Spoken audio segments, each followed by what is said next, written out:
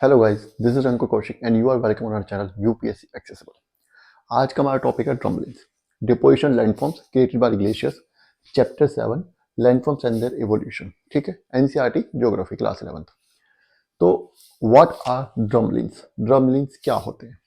ड्रमलिंग्स are basically smooth oval shaped ridge like features composed mainly of glacial tills with some masses of gravel sand.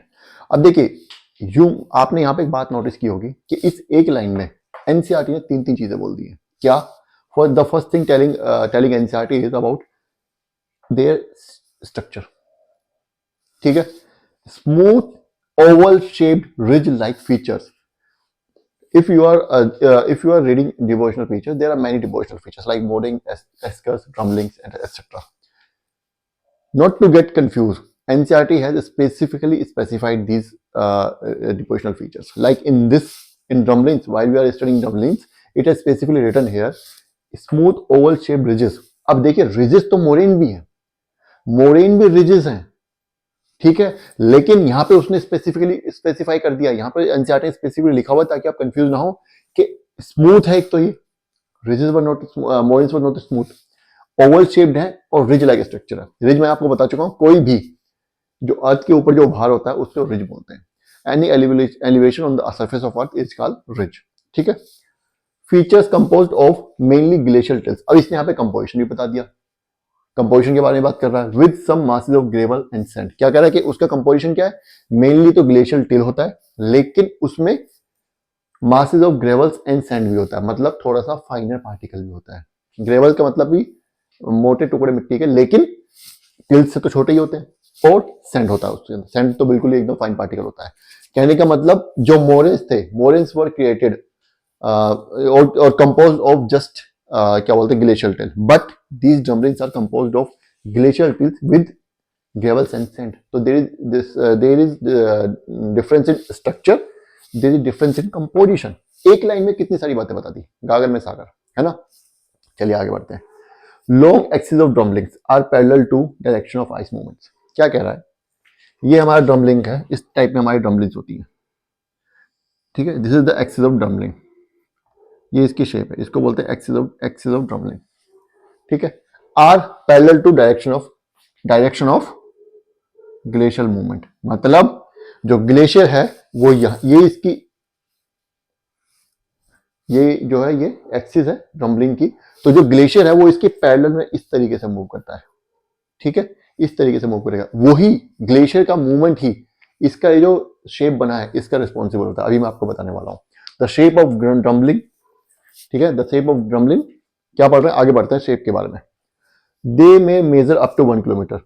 इनकी जो length हो सकती है 1 kilometre तो हो सकती है इन लेंथ, एंड 30 किलोमीटर और सो इन हाइट, और ऊंचाई में वो 30 मीटर तक हो सकते हैं, मतलब लगभग 100 फीट के आसपास। ठीक है, one of the end of drumlins facing glacier. अब देखिए, ग्लेशियर का ये डायरेक्शन है, तो ये वाला जो रीजन है ये फेस करेगी, this is the region, this face is facing, this end of drumlin is facing the glacier. ठीक है, तो क्योंकि ग्लेशियर को फेस कर रहा है, यहां से उसको धक्का लग रहा है, तो this end is called stoss end is blunter and steeper. ये जो बिल्कुल खड़ा होता है और स्टीप ढलान होता है, समझ आ गया, ये बिल्कुल खड़ा होता है और स्टीप ढलान होता है। क्यों? क्योंकि ग्लेशियर हमेशा इसको पुश करता रहता है आगे, स्लोप लंबा बनने नहीं देता, सीधा स्टीप हो जाता है। On the other hand, the other end called tail, जबकि ये वाला जो एंड है इसको हम टेल बोलते हैं। तो this one is stoss, this end is called stoss and this end is called tail. और ड्रमलिंग की जो ये शेप होती है इसका रिस्पॉन्सिबिलिटी ग्लेशियर होता है, because glacier keeps pushing this drumlin and when it pushes, तो ये जो एंड है ये आगे को बढ़ता है। ये मतलब यहाँ पे डिपोजिशन ज्यादा हो नहीं पाता, डिपोजिशन आगे को जाने लगता है।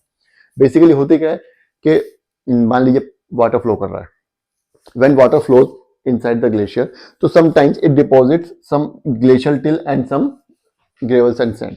ठीक है, but because it is in the direction of glacier, तो glacier keeps pushing it and the height increases. तो ग्लेशियर क्या करता है, ग्लेशियर इसको पुश करता रहता है और इसकी हाइट बढ़ती रहती है। But this side glacier doesn't push that much, glacier का फोर्स उतना ज्यादा नहीं होता, तो क्या होता है यहाँ पे स्लोप इसका अच्छा बन जाता है। ठीक है, तो ये जो शेप है इसकी, इसका रिस्पॉन्सिबल ग्लेशियर का मूवमेंट ही है। ठीक है, यहां तक क्लियर हो गया। चलिए आगे बढ़ते हैं।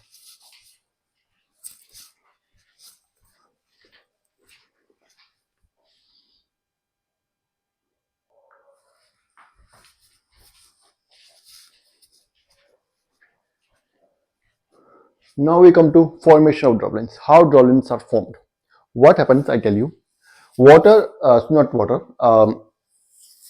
जो रॉक फ्रेगमेंट्स, रॉक चलिए पढ़ते हैं एनसीईआरटी का बोलती है। Due to dumping of rock debris keeps depositing beneath the ice because of water or sometimes ice also. ठीक है, when the water, I have told you, मैंने आपको बताया अभी कि when the water moves it creates a tunnel. ठीक है, tunnel like structure. अब उसमें क्या होता है, उस टनल में what happens, suppose this is the glacier, ये हमारा पूरा ग्लेशियर है। ठीक है, यहां पे here water is flowing, glacier is melting and water starts flowing downwards. ठीक है, ये थोड़ा सा स्लोप में है, यहाँ पे थोड़ा स्लोप है इस तरीके से। ठीक है, ये हमारा ग्लेशियर है। Now the glacier is moving downwards, we know because of slope and gravity and mass of the, when the glacier moves and it is also melting, and because it's melting, water is also flowing down, creating fissures inside the glacier. ठीक है, when the in these fissures, when the water flows, water deposits glacial tilts. But when these glacial tilts are mixed up with gravels and sand, it is called drumlin.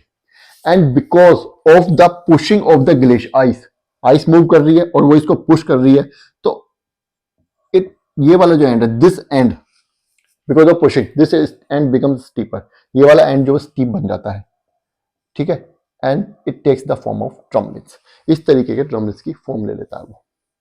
ठीक है, यही बातें NCERT बोल रहा है। Form due to dumping of the rock debris beneath heavily loaded ice through fissures in the glacier. Glaciers में जो Fisher होते हैं उनमें जो रॉक डेब्रिस इकट्ठा हो जाता है, उसकी वजह से, उस रॉक डेब्रिस के इकट्ठा होने की वजह से आइस के नीचे वो ड्रमलिट्स हमारे फॉर्म होते हैं। बता दिया आपको। ठीक है, नेक्स्ट क्या बोल रहा है, the stoss end gets blunted due to pushing by the moving ice. ये मैं आपको ऑलरेडी बता चुका हूँ, I have already explain this, कि क्योंकि ये इधर को पुश कर रहा है तो ये वाला एंड जो ब्लंटेड हो जाता है। बस इतनी सी बात है। नाउ नेक्स्ट लाइन क्या है, drumlins give an indication of direction of glacier movement. अब सपोज कीजिए you went to glacial valley in summers when all the ice has been melt, सारी आइस जो मेल्ट हो चुकी है, जा चुकी है। Now there is nothing, how will you know the direction of glacier? Drumlins will tell you direction of glacier. जो blunt side है ये स्लोप है, ये ब्लंट साइड समझ लीजिए, ग्लेशियर इधर से इधर चल रहा है, पैरेलल चलता है इसकी। ये हमारी ब्लंट साइड है, तो समझ लीजिए ग्लेशियर की जो मूवमेंट है वो इस तरफ को है। सिंपल।